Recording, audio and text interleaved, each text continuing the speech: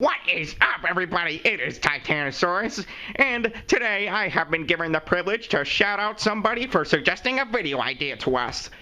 Now, don't worry, the Retro Reject is planning on making one more video of the video idea suggested, but today I'm giving a shout out to a very special person who goes by the name GaryZilla2002. And hey, thanks, man, for saying that I'm your favorite kaiju of all time. Alright, because not only am I the best reject monster, but I am the best Godzilla monster of all time, and don't anybody forget it. But anyway, you did suggest two video ideas, and unfortunately we could only go with one. And so we decided to go with the one that you said that was going to be way better. And that is counting down the Retro Rejects top 10 favorite kaiju of all time. So enough of my babbling. Take it away, Retro Reject. You guys are back in the old school. Hey guys, I'm the Retro Reject, and as Titanosaurus said, today we are going to be counting down my top 10 favorite kaiju of all time. Wait a minute, Retro Reject. You already did a top 10 favorite Godzilla monsters video. Isn't this video just going to be the same thing as that one?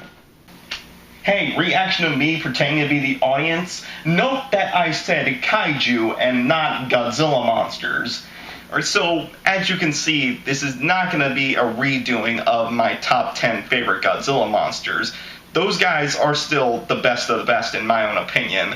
But we're not just looking at the Godzilla franchise, we are moving into movie monster territory as a whole and bringing out the kaiju who I consider to be best of the best. Now, I actually prefer to call them monsters, it's just because that's just what they are. And also, the word kaiju has a very specific definition, and I feel like there's a few entries on this list that you're going to be like, okay, Retro Reject, you're stretching the word kaiju a little bit to these guys. Now, with this being one of the two video ideas suggested that I was going to plan on making after the 100 subscriber video, and the reason why I chose it was because not only was it in fierce competition with the Love Story with Nala video idea, but I feel like this is a good kickoff video for what I have planned next after the next video, which is going to be a Titanosaurus Mechagodzilla adventure. Because I plan on doing a set streak of videos, about 4 or 5 of them, of just Godzilla-related content. And, man, I gotta think of a creative name for it, but I've got nothing so far. But anyway, I did have to think really hard about this top 10 list, and thinking of which kaijus I would put on it, and sadly, some of them who I really do enjoy couldn't make it on it. So it only seems right that I have to give a few honorable mentions before we get into this top 10. So without any further ado, let's get on into it! Honorable mention number 3. Cloverfield. Now, he's a very popular kaiju in the United States, and the reasons why I like him is from his alien-like design and that he's pretty much unstoppable as he terrorizes New York City. His only appearance so far was in the movie Cloverfield, and most kaiju fans regard it as the best in the style of how it was done, because the whole movie plays out as a found footage film, where you follow around a group of people as they're essentially trying to survive as Cloverfield rampages. Now, despite his popularity, I can only put him in the honorable mention slot because I have not seen the movie Cloverfield, so I don't know exactly how to judge him. But from the little segments I have seen of the movie, Cloverfield is still a very interesting kaiju. And like I said, he's virtually unstoppable in the movie. Just, he would not exactly make it into the top 10 in my book.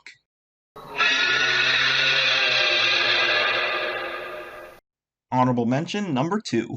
Gorgo. Now, he's Great Britain's attempt at a giant monster movie, and you know how a lot of people say that Titanosaurus is just the aquatic version of Godzilla? Well, I would say that that definition is more fitting to him. And even though I said the movie Gorgo is a Great Britain kaiju movie, he's not exactly a Great Britain kaiju because in the movie he's from the waters off the coast of Ireland. But if I'm truly being honest, both Gorgo and the movie he appears in are really interesting. Like Cloverfield, Gorgo is an unstoppable force of nature to the Great Britain Army. Now, admittedly, the kaiju suit they use is not the best looking thing in the world, but she makes up for her appearance with her rampage scene at the end of the movie.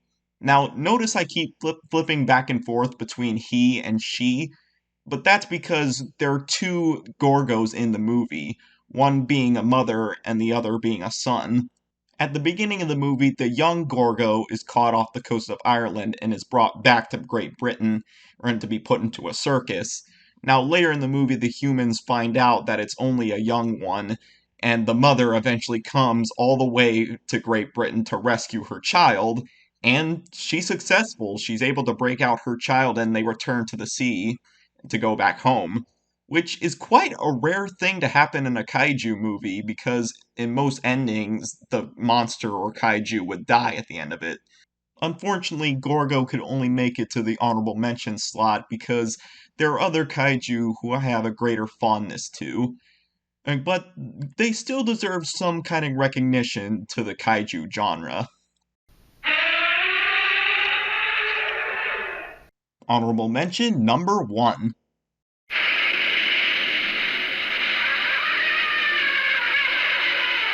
Titanosaurus. Now, I can probably see that most of you are going to be really pissed off with me knowing that I put Titanosaurus in an honorable mention when he was originally number 7 on my top 10 favorite Godzilla monsters list. But if it makes you feel any better, both Mothra and Destroya were number 6 and 5 on my top 10 favorite Godzilla monsters list, but they did not make it into the top 10 on this list. So let that speak to you of how much I love Titanosaurus to at least give him an honorable mention for this list. His only appearance was in the movie Terror of Mechagodzilla, and I'm not going to try to repeat myself too much because all you have to do is watch my top 10 favorite Godzilla monsters list to understand the full details of why I like him. But just to paraphrase, since Terror of Mechagodzilla was the first Godzilla movie I ever watched as a kid, I have nostalgia for him. But not only that, but he's able to hold himself pretty well in a fight against Godzilla, and the only reason Mechagodzilla was there was just in case if Godzilla ever got back up from fighting, he would just shoot him back down. And his story is a bit of a tragedy, the reason being that he's mind controlled by this crazy doctor to do these violent things when he was originally a peaceful kaiju. So, if we were talking monsters within the Godzilla franchise, he would be number 7, but sadly, that's just not the case this time. But he still is worthy of this honorable mention because he is a great kaiju and a great friend of mine. Number 10. Sedora.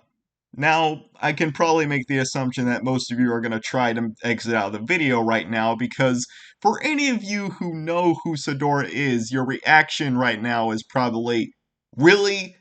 You're putting Sedora in your top 10 favorite kaiju of all time? Yes, I am.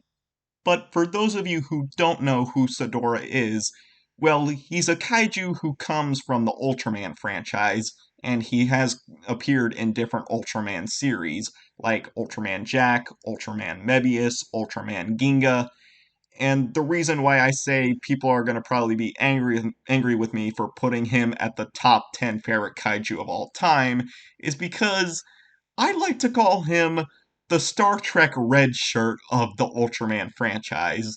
Because no matter if he's fighting an Ultraman or another kaiju, he just gets beat up. And he loses every single battle he gets into. But I think that's his own fault for trying to pick fights with kaiju who are incredibly stronger than him.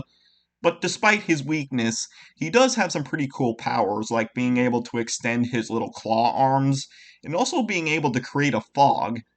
And that's something I do admire, because he could very much well use his fog to escape his enemies, but instead he chooses to use it as trying to get an upper hand on them. But ultimately, it's not that useful in the end. But to his credit, Sodora is a much better fighter when there's more than one Sodora involved with the battle, because they were almost able to defeat Ultraman Mebius by just essentially ganging up on him. And they would have gotten away with it too if it wasn't for one meddling Ultraman coming in from out of nowhere and just flat out destroying the both of them. But also, the numbers game doesn't work for them either because there was one case where there was like 7 Sodoras and they were up against one Golza, and they all failed miserably. So yeah, he may not be the strongest kaiju on this list, but I do like his design and I do admire his determination to win a battle, even though he's clearly outmatched. And hopefully, with the other choices I have on this list, they're going to be much more agreeable with everybody else. Number 9. The Radosaurus. Wait a minute, Retro Reject. The Radosaurus is not a kaiju. He's just a giant dinosaur. Well, reaction to me pretending to be the audience, if you're gonna nitpick at me, well, let me throw this little curveball at you. Because if you're gonna say that the Radosaurus should not be on this list, well then technically Titanosaurus should not be on the honorable mention slot either, because he is referred to in the movie Terror of Mechagodzilla as... But whether the Radosaurus is considered a kaiju or a giant dinosaur, he is still a legend in his own right, starring in one of the earliest monster movies, called The Beast from 20,000 Fathoms. But like most monster movies, the Radosaurus has very little screen time, but anytime he is on screen, it is downright incredible, because he was brought to life by the legend Ray Harryhausen with using the art of stop-motion animation. And for him just being a wild animal, wreaking havoc on the city of New York, he has so much personality. And the Radosaurus' roar is probably one of the most bone-chilling roars I've heard from any kaiju. Now, with his backstory, it's pretty interesting, but tell me if it sounds familiar. Way up in the Arctic Circle, humans were testing atomic weapons, which in result awoke in the Radosaurus. And being angered at humanity, he traveled all the way to New York City to get his revenge by destroying it. Which, in result, the humans had to create this new weapon in order to kill it. Sounds awfully familiar to Godzilla's backstory. Well, believe it or not, this movie came out in 1953, a whole year before the original Gojira, which was in 1954. In fact, it's rumored that the Radosaurus was one of the inspirations for Toho, the company who makes the Godzilla movies, to make the original Gojira. So, if we didn't have the Radosaurus, we might have not gotten the King of the Monsters. Still, I find people not giving the Radosaurus enough recognition, but I find him to be an amazing kaiju, and putting him on this list gives the legend what he deserves. Number 8. Gigan. Now, originally coming in at number 4 on my top 10 favorite Godzilla monsters list, he still holds a special place in my heart to be at this spot. First appearing in the movie Godzilla vs. Gigan, then in Godzilla vs. Megalon. Okay, I know I've already commented about this movie poster before, but it's still so sad seeing this. Plus the fact that the movie doesn't even take place in New York. Then, his final appearance so far was in the movie Godzilla Final Wars.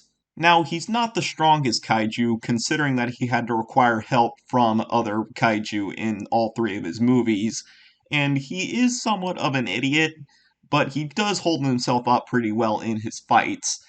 But I can also say he's definitely one of the most interesting looking monsters in both of his designs, with his Showa era form looking like he was a parrot that was crossed with a table saw, a pirate, and then a Cylon from Battlestar Galactica. Then with his Final Wars design, he just looks like he went through an emo phase. Then his second form within that movie, he gets chainsaws for arms. And telling by his design, he is a very sadistic kaiju, relishing in the pain of his enemies. He even made Godzilla bleed within Godzilla vs. Gigan. So yeah, Gigan is a pretty awesome kaiju. But he's not the strongest if he goes solo. but if he has backup, he is a force to be reckoned with, and somebody you do not want to mess with. Number 7. King from the Ultraman franchise. Now, he's specifically an alien kaiju who specializes in using electricity as his main form of attack. Now, first appearing in the Ultraman series called Ultra 7, he got many other appearances, such as in Ultraman Taro, and then Ultraman Mebius, and then Ultraman Max, and then also appeared as a capsule monster. And what that means is that certain kaiju can be stored in little capsules or data cards and be sent out by humans to fight other kaiju. What I'm essentially trying to say is that they're like Pokemon. Now, King's first battle with the Ultraman Ultra 7 was a pretty short-lived one, but over the years, King became much of a better fighter in different Ultraman series, and his first design has just essentially become the norm of what an King is supposed to look like. But I do prefer the Ultraman Max design to King because he just has more of a rigid detail compared to the original King's more smooth-looking design. Apart from his adult design, he also has a baby version of himself, and I mean, just look at it! Look at it! It is literally the most adorable thing I have ever seen! But don't let the adorableness of the baby version of himself fool you. He is a formidable fighter, and he's pretty agile for a kaiju of his size, and he can also be downright brutal with his attacks when he wants to be. Relying on his tail as a main form of attack, and since I mentioned before, his body is surging with electricity, so he can either wrap his tail around his enemies and shock them, or he can shoot lightning directly out of his mouth to defeat his enemies.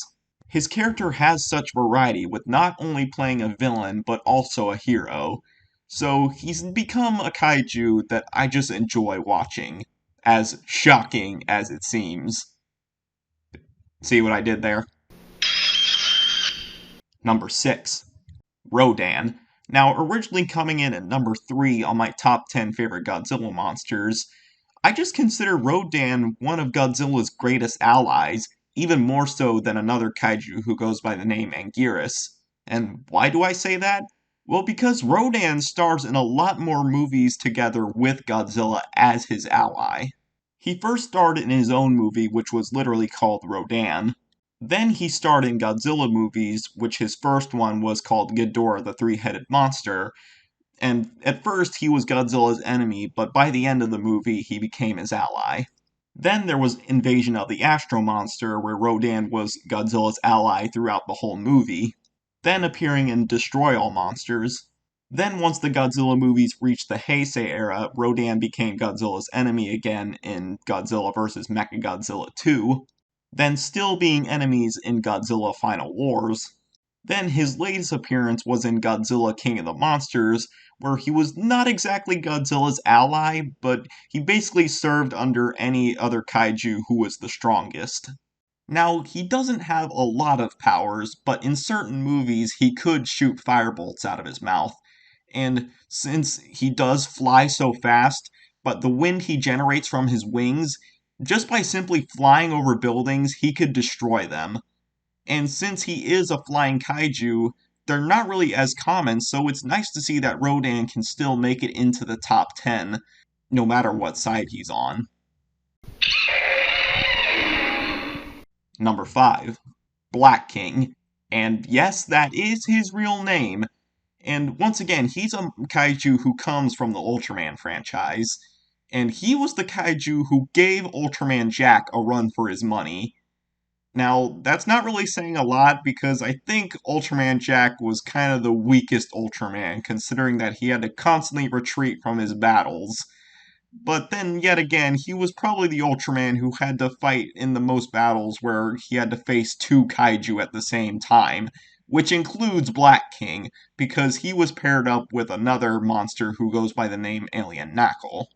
Now, Black King has gone solo a couple of times in different Ultraman series, but his most noteworthy appearances were in Ultraman Jack and in the Netflix Ultraman anime.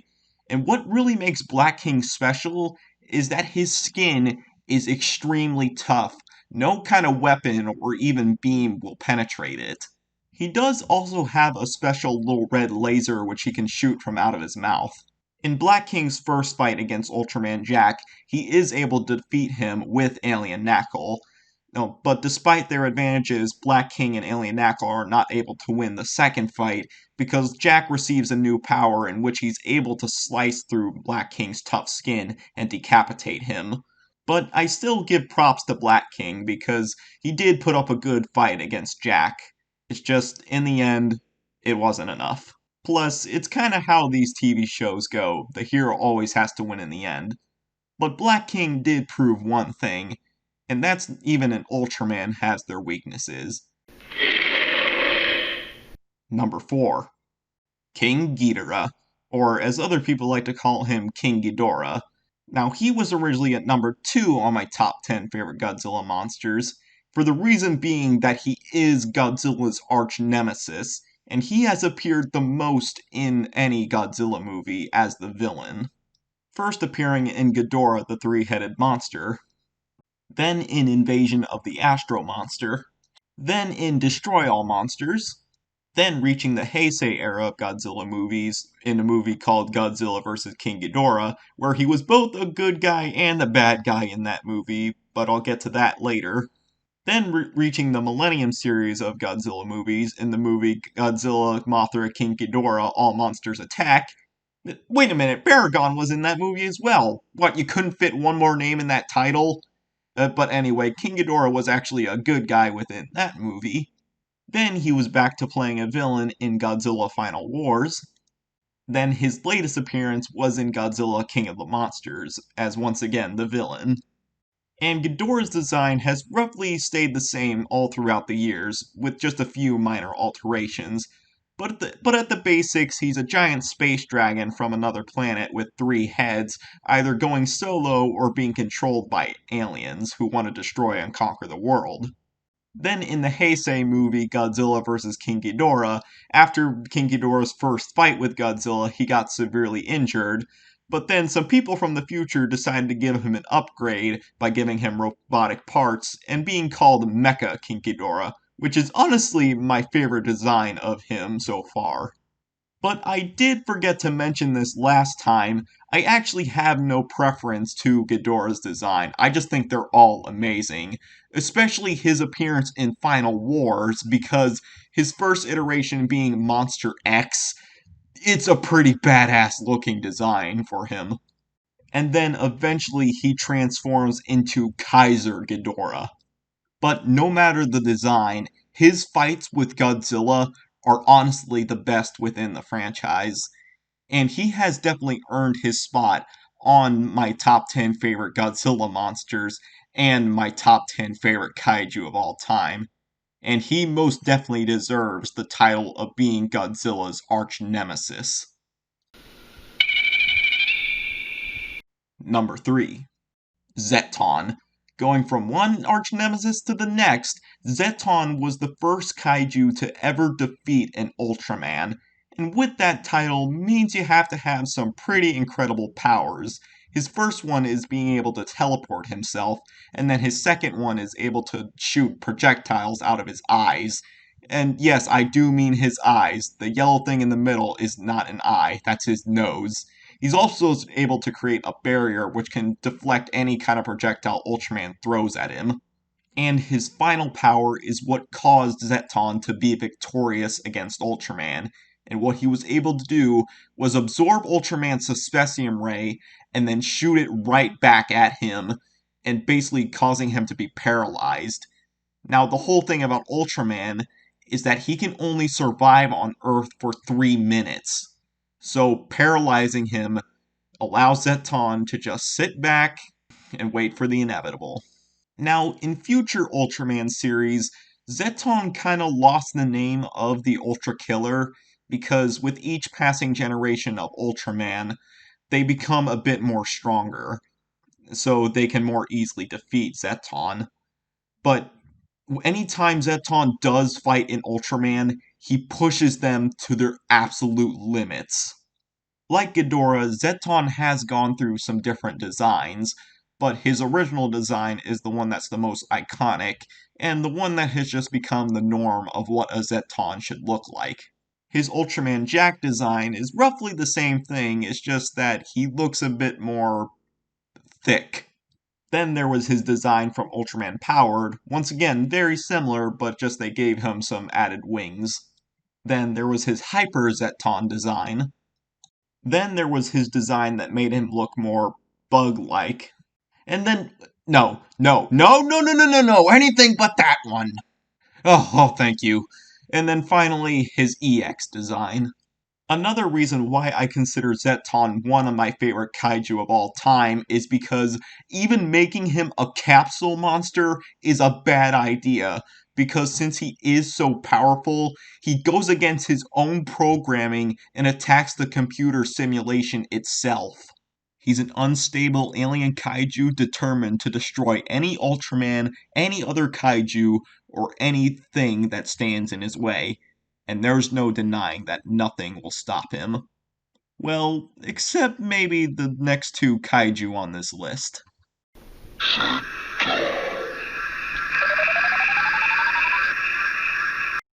Number 2.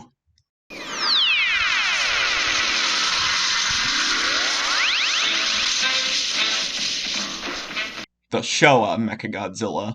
And yes, sadly, the king had to be dethroned from his number 1 spot on my top 10 favorite Godzilla monsters list. But hey, making it to the number 2 spot is not a bad position at all. But anyway, I do mean the Showa Mechagodzilla. It's just because I prefer his design rather than the ones in the Heisei and the Millennium. First appearing in the movie Godzilla vs. Mechagodzilla, and then the movie Terror of Mechagodzilla. And I consider him one of Godzilla's greatest enemies. He even made Godzilla bleed. He also has a force field which he can create, which can deflect any object that's thrown at him. He also has the ability to fly, and he can shoot lasers from out of his eyes and from out of his chest. He also has finger missiles, toe missiles, knee missiles. I mean, it is insane how much firepower he has. And I'm going to say it again, Godzilla would have lost both his battles with Mechagodzilla if something new didn't happen. And spoiler alert if you are planning on watching Godzilla vs. Mechagodzilla and Terror of Mechagodzilla. But in Godzilla vs. Mechagodzilla, Godzilla basically had to create a new power out of himself by turning himself into a giant magnet, and since Mechagodzilla is a robot, all his metal was attracted back to Godzilla, in which he was able to pull Mechagodzilla's head off. Then, in Terror of Mechagodzilla, the aliens didn't want the same thing happening again, so they gave Mechagodzilla a robotic brain, so that he can continue fighting if his head was pulled off. But the only flaw was that they gave controls of Mechagodzilla over to a human cyborg girl named Katsura, and in the movie she starts developing romantic relationships with the main human in the movie, and by the end she kills herself in order to stop Mechagodzilla, because she no longer wants to be evil, which is why I consider Mechagodzilla one of the greatest. But the only question is now, who beat Mechagodzilla for the number 1 spot? Number 1.